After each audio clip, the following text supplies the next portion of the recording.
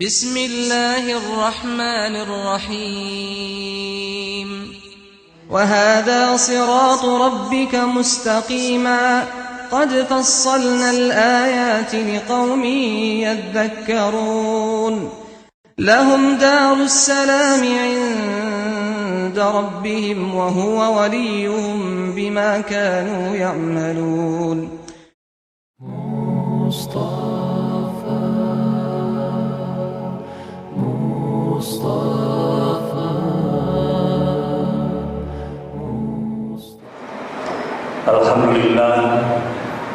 Alhamdulillahil karimir rahman 'allamal qur'ana khalaqal insana 'allamahul bayan.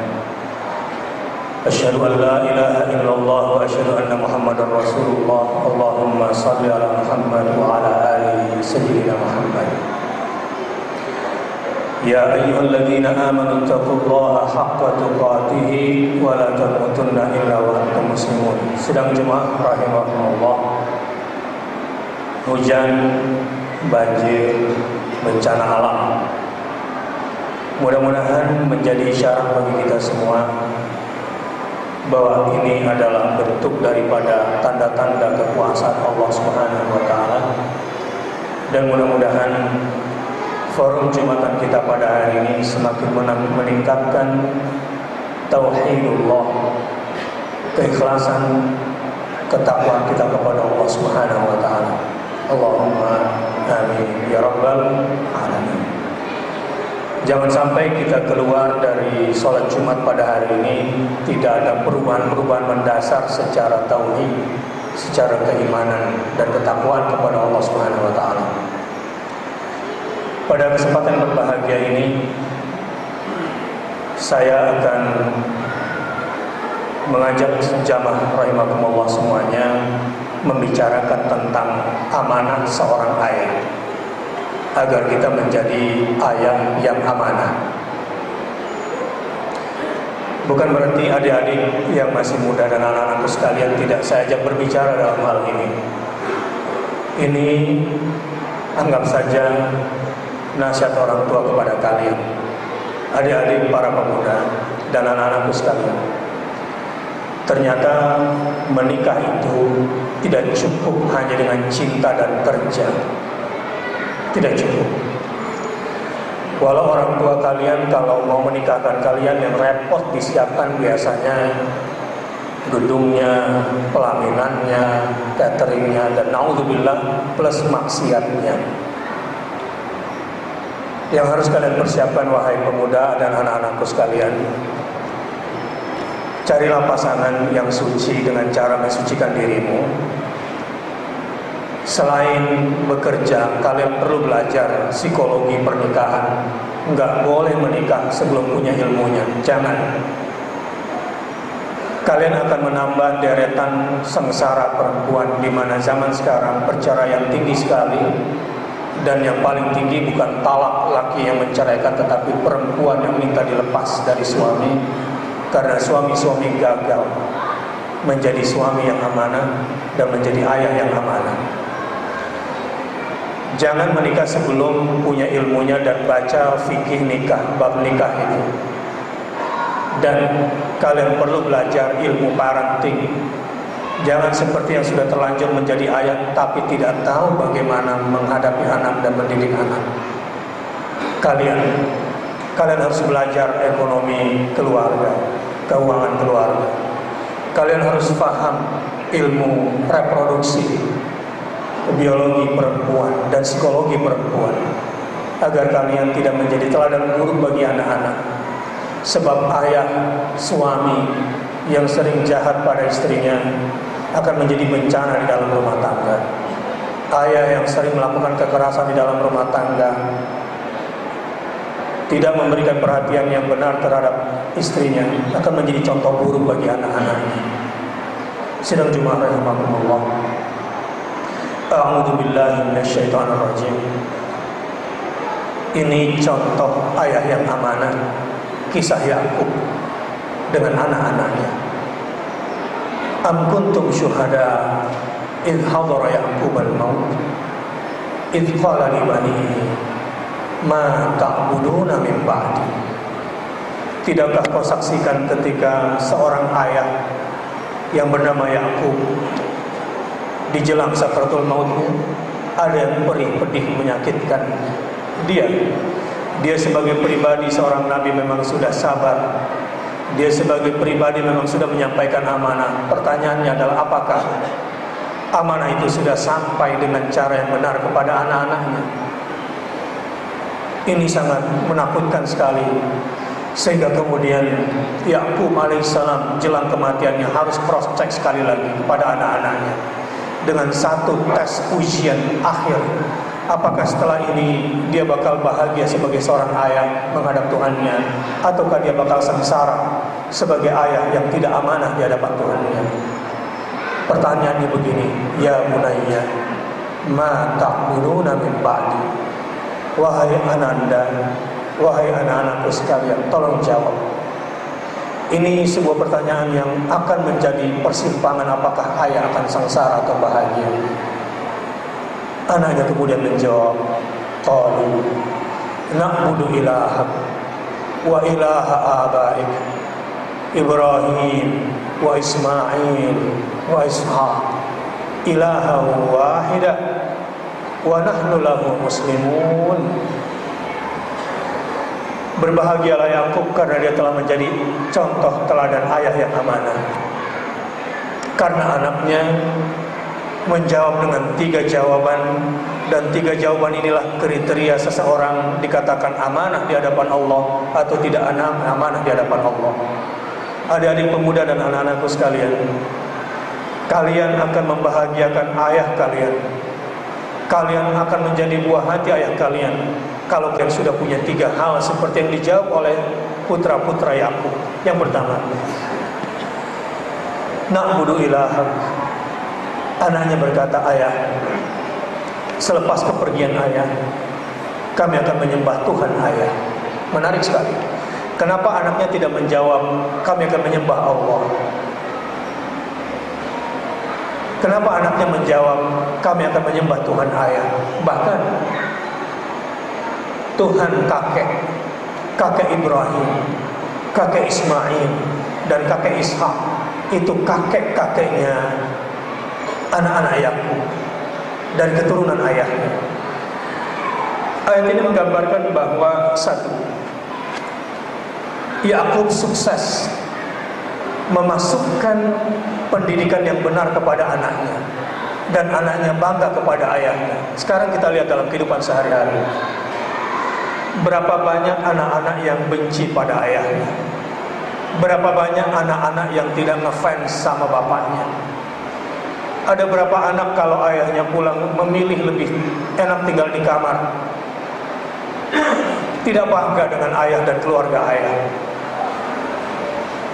Berbeda dengan putra Yakub, kami akan menyembah Tuhan ayah, kami akan menyembah Tuhan kakek Ibrahim, kakek Ismail, kakek Ishak. Tentu yang dimaksud adalah Allah Subhanahu wa ta'ala. Tetapi ayah dan kakek-kakeknya telah menjadi agen pembentuk tauhidullah di dalam jiwa anaknya. Sidang Jumat rahimahumullah. Broken home bukanlah keluarga yang bercerai. Boleh jadi keluarga yang bercerai itu karena Allah. Itu tidak broken home. Memang harus begitu aturan syariatnya. Kalau memang hukum Allah tidak bisa ditegakkan lalu harus bercerai, bercerailah. Seperti Ibrahim alaihissalam yang meminta Ismail karena memiliki istri yang ketus, istri yang tidak sevisi, sebelum pulang dan sebelum pamit dari rumah Ismail. Padahal Ibrahim tidak setahun sekali ke Mekah. Ibrahim tidak bertinggal bersama Hajar dan Ismail di Mekah, tidak. Ibrahim tetap dengan Sarah, bersama Sarah di Syam dan di Mesir. Ketika datang berkunjung ke rumah Ismail, yang ditemui hanya istrinya. Ismail tidak ada. Istrinya mengeluhkan soal tauhidnya Ibrahim, atau tauhidnya Ismail. Istrinya mengeluhkan soal perjuangan Ismail di jalan Allah. Istrinya mengeluhkan soal Ismail yang tidak memenuhi hasrat hawa nafsu istrinya. Ibrahim tidak punya kata-kata kecuali membalik palang pintu rumahnya. Pulanglah Ismail ke rumah. Istrinya memberitahukan bahwa tadi ayah Ismail datang, Ibrahim alaihissalam. Ismail kaget. Kenapa kau tak beritahukan aku? Apa pesan ayah terhadapku? Istrinya yang sudah merasa puas mencemoohkan Ismail di hadapan ayahnya, mencemoohkan agamanya. Istrinya bilang begini, ayah cuma berpesan agar kamu melihat palang pintu yang berubah dari tempatnya semula. Apa kata Ismail? Itu artinya ayahku perintahkan aku untuk menceraikan kamu, dan diceraikan saat itu juga atas perintah tauhidullah dari ayahnya. Broken home, keluarga rusak, keluarga hancur adalah keluarga yang gagal menanamkan nilai-nilai tauhid di dalam rumah tangga. Orang tua gagal, ayah gagal, adalah ayah yang dititipkan anak oleh Allah, tapi dia titipkan anaknya ke sekolahan, dia titipkan anaknya ke fakultas, dia titipkan anaknya ke luar negeri, dia titipkan anaknya ke Eropa, dia titipkan anaknya ke Amerika. Anaknya pulang menjadi penegak sistem jahiliyah umat Muhammad, tapi khianat kepada Muhammad. Berapa banyak anak-anakmu yang pintar, anak-anakmu yang kau sekolahkan, anak-anakmu yang kau doakan, keluar dari fakultas ekonomi, kuliah dari fakultas ekonomi, pulang ke Indonesia hanya merestorasi sistem kapitalis. Berapa banyak anak-anakmu yang kau kuliahkan di luar negeri, pulang ke Indonesia, apa yang dikerjakan? Menegakkan, merestorasi sistem sosialis di Indonesia, jahiliyah umat Muhammad, tapi berkhianat kepada Muhammad sallallahu alaihi wasallam. Ini gara-gara ayah gagal, suami broken home. Kelihatannya memang dipenuhi semua pendidikan anaknya, kelihatannya memang dipenuhi sebuah kebutuhan materi anaknya, kelihatannya memang bahagia, makan malam, liburan, rekreasi, tetapi tidak ada tauhidullah, tidak ada cinta kepada Allah ditanamkan dalam jiwa anaknya. Ini keluarga broken home, ini keluarga ayah yang gagal, ini keluarga ayah yang tidak amanah. Sidang Jumat, rahimahullah. Ada banyak fenomena sosial. Lihat fenomena lapar ayah, father hunger. Persoalan-persoalan sosial yang terjadi di masyarakat sekarang, biang kerok utamanya adalah ayah-ayah yang gagal, ayah-ayah yang tidak amanah. Lihat geng motor itu. Anak-anak pelaku geng motor itu sebetulnya adalah anak-anak yang kurang asupan dialog dari orang tuanya. Anak-anak yang salah mengalokasikan nyali keberaniannya akibat ayah bisu di rumahnya. Ayah yang tidak mampu mentransformasikan nilai-nilai kebenaran, nilai-nilai kejujuran, nilai-nilai keberanian pada anak-anaknya. KPK sudah melakukan sebuah penelitian di sebuah kota besar di Jawa Tengah, yang tema besarnya adalah berani jujur itu hebat. Apa yang terjadi? Kalau ingin menanamkan kejujuran harus mulai dari rumah. Kita nggak bisa banyak berharap dari pemerintahan dan sistem yang berlangsung sekarang. Tidak. Karena kita tahu yang bakal menjadi pemimpin di Indonesia menurut piramida pemilihan, yang bakal menang di Indonesia adalah pemimpin yang dipilih oleh orang yang tidak mengerti. Kasarnya, pemimpin yang dipilih oleh orang bodoh, bukan pemimpin yang dipilih oleh orang pintar di sistem demokrasi liberal seperti ini. Dan satu-satunya lembaga untuk mendidik kejujuran di dalam rumah tangga adalah mendidik kejujuran anak adalah dalam rumah tangganya. Tapi yang menarik dalam penelitian itu, di kota besar di Jawa Tengah itu, umumnya anak-anak tidak percaya kepada orang tua soal kejujuran. Dan ini berbahaya.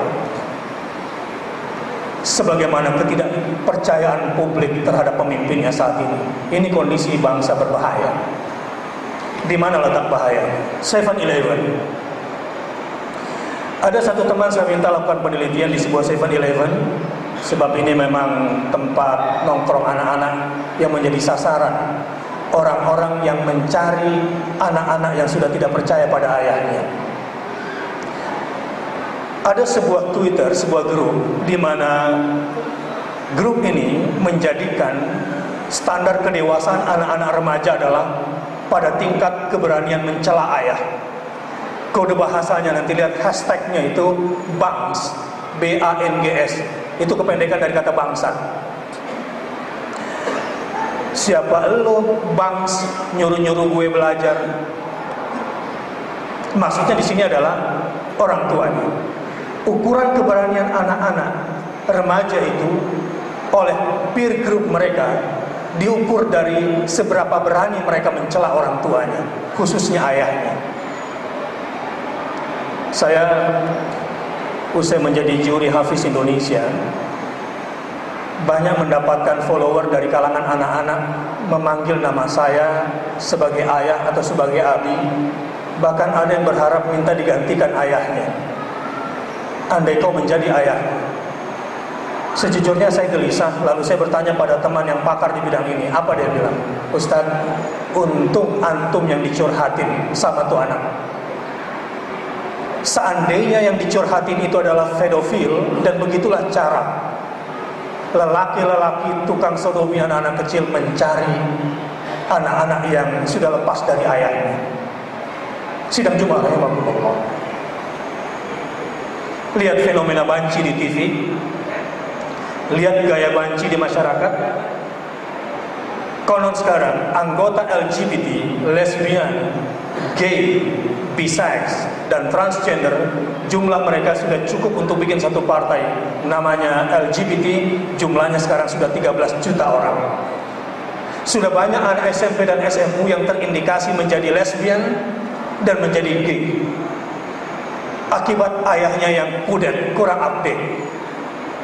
Yang ayah tahu cuma kerja, workaholic. Yang ayah tahu pulang bawa duit, kemudian nonton TV, bercanda, tidur di rumah. Yang ayah tahu kalau liburan main golf, lakukan hobi-hobinya. Yang ayah tahu hanya dia merasa sudah menjadi ayah, padahal dia telah menjadi ayah yang bisu. Sehingga banyak di rumah anak-anak yang lapar belayan ayah, lapar pelukan ayah. Banyak di rumah anak-anak yang lapar berdialog dengan ayah, dan banyak ayah yang tidak mengerti bagaimana berdialog dengan anak-anaknya karena dia telah menjadi ayah yang bisu. Naudzubillah min dzalik. Lalu bagaimana? Apa yang harus kita lakukan agar kita menjadi ayah yang amanah? Sebelum Anda menyesal seperti khawatirnya Yakub menjelang kematiannya, lakukanlah hal-hal terbaik buat anak. Selain pulang, yang punya anak masih balita, percayalah, hadiah terhebatmu untuk anak balitamu bukan boneka paling mahal, bukan mainan paling hebat, bukan games yang paling up to date, bukan. Yang paling dibutuhkan oleh anak balitamu adalah berapa banyak waktu yang kau berikan buat balitamu itu. Waktu, bukan materi itu. Saudara-saudara, sidang Jumat rahimakumullah, memang sekarang sedang ada agama baru yang bernama agama materialisme. Kalau kita gagal mendidik istri tidak menjadi agen kita untuk menanamkan nilai-nilai tauhid, menanamkan kepada anak-anak untuk cinta kepada Rasulullah dan ittiba kepada Rasulullah, maka kita juga termasuk suami yang gagal. Adik-adik para pemuda, jangan pacaran. Kalian akan salah cari pasangan. At-tayyibuna lit-tayyibat. Minta tolong pada ayahmu. Anak-anakku sekalian yang masih SMU, kalau ingin bertanya tentang kehidupanmu, nak, jangan sombong kepada ayahmu. Anak-anakku yang masih SMP dan SMU, sayangku semua, beda tipis, nak. Jadi anak mandiri dengan anak sok mandiri, beda tipis, nak. Anak yang sok mandiri biasanya mengambil keputusan apa saja berkaitan dengan pertemanan, berkaitan dengan sekolahan, pilihan ekstrakurikuler, tidak mau dialog dengan ayahnya. Kalian berbahaya, nak. Anak-anakku yang masih kuliah dan masih SMA. Kalau anak yang mandiri itu sikapnya, dia selalu berpegang teguh pada dua hal. Satu, sebelum mengambil keputusan dalam hidup, dia istikharah, minta dulu kepada Allah. Ma khaba man istakhara. Tidak akan rugi orang yang mengambil keputusan dengan sholat istikharah dulu. Anak-anakku yang di SMP dan SMU juga yang sedang kuliah, Jangan ambil keputusan tentang sekolahmu, tentang pendidikanmu sebelum kamu berdialog dengan ayahmu. Wa mana di man istasyara. Tidak akan menyesal orang yang bermusyawarah. Anak-anakku sekalian, kalau kalian ingin menjadi pemuda mandiri, anak yang mandiri, lakukan dua hal itu. Istikharah, minta dulu kepada Allah, mau cari sekolahan yang mana, mau cari kuliah yang mana, mau cari ekstrakurikuler yang mana, mau bergaul dengan lingkungan yang mana. Lakukan dua hal, istikharah kepada Allah dan musyawarah kepada kedua orang tuamu. Nanti kalau kamu menghadapi masalah, telan sendiri, hadapi sendiri. Itu namanya pemuda mandiri. Tapi yang sok mandiri, ambil keputusan sendiri, ketika salah baru pulang lapor emak, bapak. Itu anak sok mandiri, biasanya rapuh. Sidang Jumat rahimakumullah, maaf kalau saya juga berbicara kepada anak-anak kita semua. Yang ingin saya sampaikan di sini adalah satu. Coba para ayah, para bapak mencontoh Imran dan istrinya Imran sebelum punya anak. Kenapa Imran punya anak hebat seperti Maryam dan Maryam punya anak hebat seperti Isa Al-Masih? Ajarkan kepada para istri begini. Karena ketika istrinya Imran, ibunya Maryam, lama tidak punya anak. Bagi yang lama tidak punya anak, gak usah gelisah. Sarah lama bahkan putus asa, rasanya tidak bisa punya anak lagi. Beda halnya dengan Maryam. Maryam tidak ingin punya anak, tapi harus beranak. Kenapa begini hidup ini? Karena anak adalah misteri dari Allah. Dia adalah titipan Allah kepadamu. Jangan titipkan lagi pada orang lain. Kalian yang akan dimintakan pertanggungan jawabannya nanti. Apa yang terjadi pada Maryam? Ibunya berdoa seperti ini sebelum melahirkan anaknya. Bahkan sebelum hamil dia berdoa, Rabbi inni nadartu laka ma fi watni muharraran. Tuhan, aku ingin sekali punya anak. Karenanya aku bernazar agar kau mudahkan aku punya anak. Tuhan, kalau kau izinkan aku punya anak nanti, aku akan menyerahkan sepenuhnya anakku kepadamu ya Tuhan. Muharraran. Aku tidak inginkan dia dibawa ke tiakku. Aku tidak ingin dia berada dalam pelukanku. Aku tidak ingin pekerjakan dia di lembaga, di kantor, di tempat yang tidak engkau ridhoi. Muharraran. Tuhan, kalau kau izinkan aku punya anak, aku kembalikan lagi anakku kepadamu, dan aku serahkan anakku ke rumahmu dan menjadi penjaga rumahmu. Itu visi hidupnya. Tidak seperti orang tua sekarang, anaknya disekolahkan supaya dapat kerja dan cita-cita mencari ilmu supaya cepat dapat kerja. Akhirnya kerja di mana terserah anaknya. Berapa banyak anak-anak pintar di Indonesia kerjanya sama company di Indonesia ini. Berapa banyak anak-anak kita lulus dari fakultas-fakultas negeri, dari UI, dari ITB, dari Unpad, kerjanya di perusahaan perampok Indonesia. Walaupun gajinya dolar, gajinya banyak, kalau negara ini dirampas, lalu pekerjanya dari orang-orang yang tidak bertanggung jawab secara pendidikan, saya kira memalukan negeri ini, tidak akan bangkit. Di sini pentingnya pendidikan ayah. Berdoalah dia dan ingin serahkan anaknya sepenuhnya kepada Allah dan menjaga Baitullah. Lahirlah Maryam. Ada yang menarik, mencarikan guru buat anak. Seperti apa? Wa ma kunta ladaihim idh yulquna aqlamahum wa ma kunta ladaihim idh yahtasimun. Ada yang menarik. Zakaria terpilih menjadi pendidik Maryam itu melewati sebuah seleksi. Karena Imran dan istrinya tidak ingin sembarangan cari sekolahan, tidak ingin sembarangan mencari guru buat anaknya, tidak. Salah besar cari lembaga pendidikan karena fasilitas, karena bilingual, karena internasional standar, salah besar. Cari lembaga pendidikan yang mengajarkan rasa malu kepada anakmu, agar anakmu punya rasa malu kepada Allah dengan ilmunya. Cari sekolahan, carikan kampus buat anakmu, agar anakmu punya rasa takut kepada Allah dengan ilmunya. Sekarang dua ilmu itu jarang dimiliki oleh profesor sekalipun.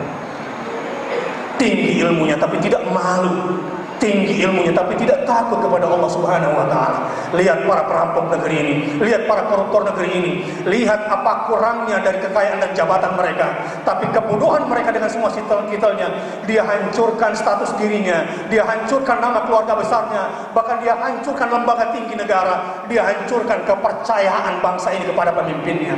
Itu akibat pendidikan tidak adanya rasa malu, tidak adanya rasa takut kepada Allah Subhanahu wa taala. Semua bermula dari rumah. Apa kata Imran? Yang boleh mendidik anakku harus ikut audisi.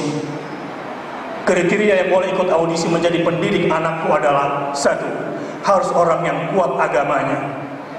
Orang yang kuat agamanya ini dengan semua ilmunya harus menyerahkan pulpennya kepadaku.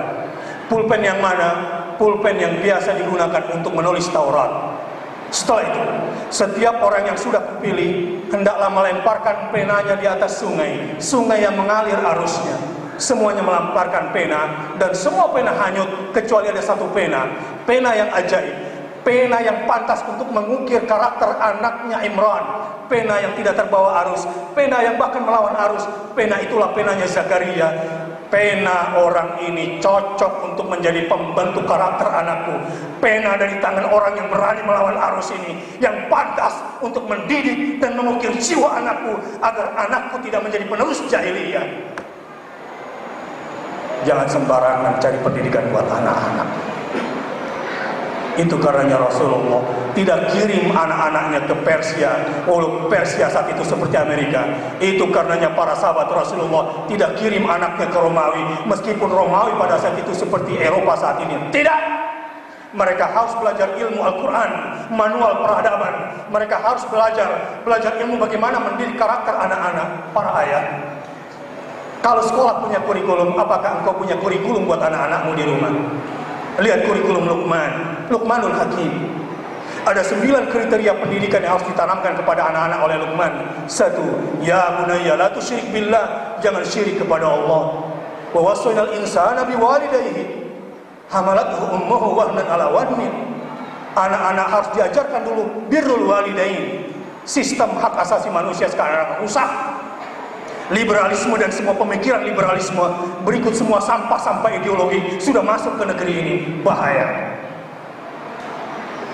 Yang ketiga, diajarkan kepada anak remajanya setelah jangan syirik, birrul walidain. Yang ketiga adalah muraqabatullah. Ya bunayya innaha in takum mithqala habatin min khardalin fatakun fi sakhratin aw fis sama' aw fil ard ya'ti biha Allah. Ayah mengajarkan itu, wahai anakku, jika ada perbuatanmu yang kecil, yang sekecil biji atom, dan biji atom berada di dalam batu yang kamu tidak lihat, atau dia melayang-layang di angkasa raya, atau dia berada di dalam perut bumi, saking kecilnya dan dia tersembunyi, percayalah, ya'ti biha Allah, Allah akan memberikan balasannya kepadamu. Begitu kuatnya mendidik karakter anak.